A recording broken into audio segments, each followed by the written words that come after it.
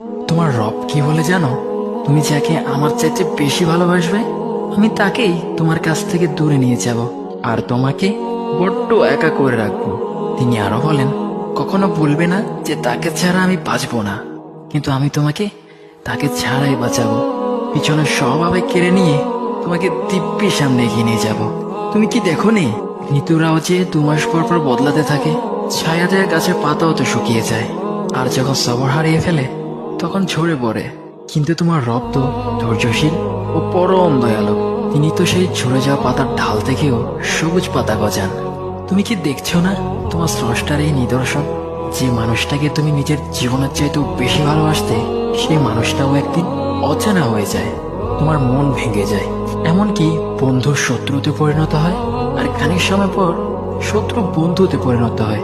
যে মানুষটাকে তুমি নিজের জীবনের অংশ ভাবতে, সে মানুষটাও প্রতারণা করে।